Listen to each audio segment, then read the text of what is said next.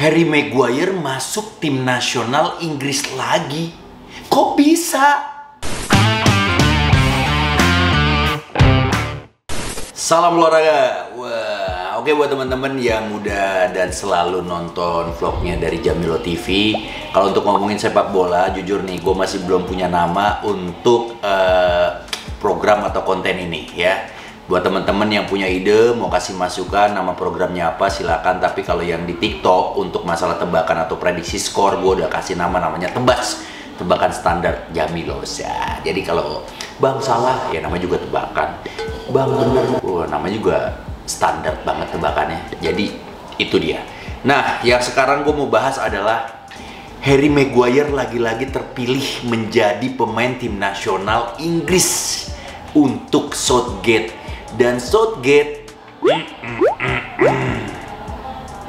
Oke, gini ya, kita ngomongin tentang baliknya atau terpilihnya Harry Maguire ke tim nasional Inggris, John. Ini padahal kalau kita lihat pemain-pemain Inggris yang lain, ada Fikayo Tomori, itu juga layak untuk diperhitungkan. Malah dia nggak masuk. Sancho sama Rashford juga nggak masuk tim nasional Inggris. Tapi Harry Maguire masuk. Oke lah, Rashford emang lagi menurun juga. Sancho ya emang belum stabil juga mungkin permainannya, meskipun memang ada peningkatan. Maguire ini justru penampilannya menurun ya, melakukan beberapa blunder yang mengakibatkan poin-poin untuk lawan. Jadi Maguire ini sering banget sedekah untuk tim lawan di MU di eranya Rangnick ini. Yang lebih hebat juga, Rangnick masih mempercayakan Maguire sebagai starter dan juga menyandang ban kapten. Ada apa dengan Maguire, John? Gue curiga nih, Maguire nih titipan Pemda ya? Atau mungkin titipan negara? Atau mungkin jangan-jangan Maguire nih bapaknya temennya rajanya Inggris nih? Atau kerajaan Inggris? Beruntung banget gitu loh menurut gue Maguire dengan segala permasalahan yang musim ini lagi dihadapin. Reading gamenya jelek, ngambil keputusannya hampir sebagian besar salah, tidak punya kecepatan, terlalu lambat, tidak kuat untuk merebut bola dari lapangan tengah ya. Jadi kalau ada bola di lapangan tengah dan punya penyerang lawan itu yang punya speed, yakin, iris kuping gue, pasti kalah Maguire. Head to head aja berdua.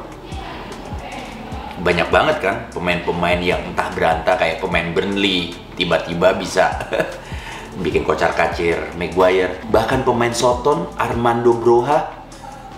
Gila, John.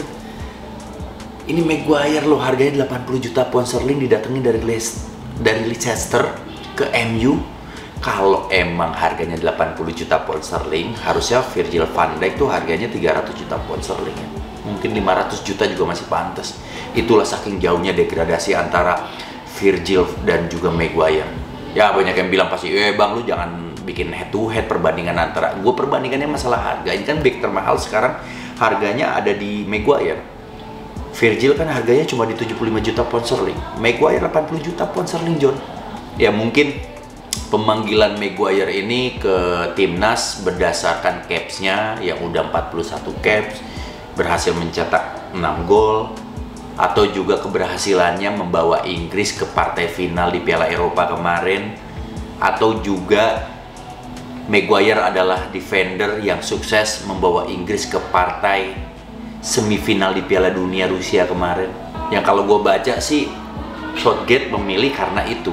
Dia memilih bukan berdasarkan karena pemain ini tidak bisa membuat dia senang, tapi lebih pada objektivitas performanya Maguire selama membela Inggris. Oke, kalau itu ngomonginnya masalah di situ atau konteksnya untuk tim nasional Inggris, memang Maguire punya kontribusi besar terhadap permainan tim nasional Inggris. Atau bisa jadi gini, Southgate kan lebih senang dengan memakai 3 defender ya. Biasanya tuh ya kalau Southgate memakai 3 defender, Maguire, John Stones sama Kyle Walker, 3 back. Dia kayaknya di situ lebih nyaman kalau gua lihat. Kalau MU kan pakai 4 back. Maguire, Varane, entah itu Luke Shaw atau Dalot, dan juga Alex Telles atau juga Luke Shaw, Wan-Bissaka. mungkin dia agak sedikit kusut gitu, kusut kalau main pakai 4 back. Tapi kalau main 3 back, selama ini memang bersama Inggris ya mainnya so far bagus. Jadi Maguire musim ini tuh beda banget, lembek banget, lemah banget, reading the game-nya jelek, sering melakukan blunder. Tapi kalau untuk yang gol bunuh diri ke gawang Tottenham Hotspur, gue nggak setuju kalau itu salah Maguire. Murni salah Maguire, gue nggak setuju. Buat gue, gol-gol kayak gitu atau gol bunuh diri, siapapun, kapanpun itu bisa terjadi. Kepada siapapun. Ya, nggak harus Maguire. Bahkan Roy Keane pun mengatakan kayak gitu, John. Jadi, kalau untuk masalah gol bunuh diri, ya gue nggak mungkin kritik di area situ. Karena siapapun bisa melakukan itu. Bahkan kayak Ronaldo, Messi untuk bisa niatnya ngebantu pertahanan tapi salah antisipasi, ya akhirnya gol bunuh diri ya kayak gitu bisa.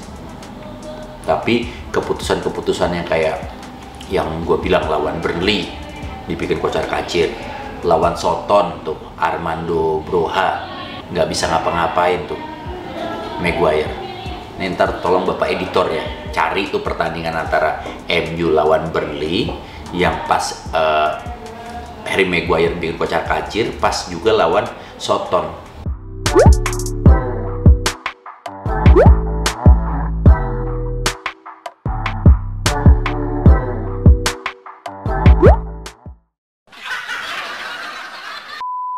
Pelatih MU memberikan toleransinya gede banget untuk Maguire. Berapa kali Maguire dipasang dan jarang untuk ditarik. Pernah ada satu pertandingan aja dia nggak dipakai. Sisanya masih dipakai.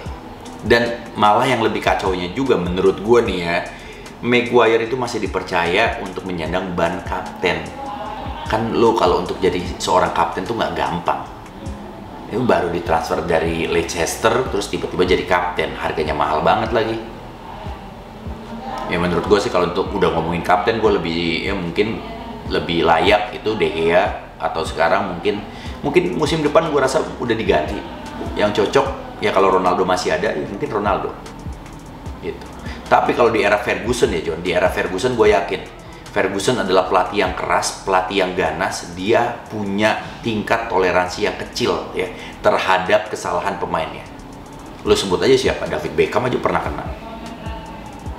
Banyak yang kena dari Ferguson, apalagi di ruang ganti. Wah gila, bisa ngamuk-ngamuk tuh Ferguson. Gua nggak tahu nih Rangnick kalau di ruang ganti ngomongnya apa. Tapi anyway, setiap pelatih punya caranya sendiri, punya tingkat toleransi yang berbeda-beda. Nih ya, jadi gue bacain pemain yang masuk untuk ngelawan Switzerland ya, untuk tim nasional Inggris yang dipanggil oleh Southgate. Penjaga gawang ada Pickford, ada Pope, ada Ramsdale. Terus di belakang ada Alexander Arnold, ada Cody, ada Guehi, Reece James, Harry Maguire, Tyrone Mings, Luke Shaw, John Stone, Ben White.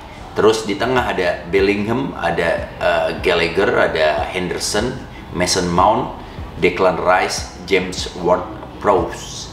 Terus di depan ada Tammy Abraham, Phil Foden, Grealish, Harry Kane, Bukayo Saka, Emil Smith Rowe sama Raheem Sterling. Jadi nggak ada Sancho, Rashford nggak ada, terus Tomori nggak ada. Padahal Tomori ini lagi wangi nih, sukses sejauh ini ya. Menurut gue sukses sejauh ini bersama AC Milan, menjadi tim yang digadang-gadangkan akan menjadi juara untuk Serie A atau merebut Scudetto. Jadi kenapa nggak Tomori aja sih yang dicoba? Lagi wangi loh, lagi bagus. Ya mungkin pengamatan dari Southgate ini ya namanya juga uji coba gitu loh. Ya mau nanti ada kesalahan atau apa masih bisa diperbaiki. Ini kan untuk persiapan Piala Dunia 2022 Qatar nanti gitu. Tapi yang jelas tingkat yang gue bilang tadi, tingkat toleransi setiap pelatih ya itu pasti akan selalu berbeda. Nggak bisa kita menyamaratakan semua pelatih itu punya tingkat toleransi yang besar atau kecil. Tapi yang jelas kalau eranya Ferguson, gue yakin Maguire pasti dicoret. Dan beberapa mantan pemain dan juga pundit-pundit yang lain juga mempertanyakan keberadaan Maguire di tim nasional Inggris dan juga di MU dan menyandang ban kapten. kapten Manchester United. Jadi memang problemnya Maguire tuh banyak banget. Nah, kalau menurut lu gimana, John? Apakah layak Maguire masuk ke tim nasional Inggris? Apakah layak Maguire mendapatkan kesempatan untuk memperbaiki performanya? Tapi yang mesti kita ingat, ya, tidak selamanya Maguire akan bermain buruk terus. Suatu saat pasti Maguire akan balik. Cuma gua nggak tahu kapan. We'll see. Salam olahraga.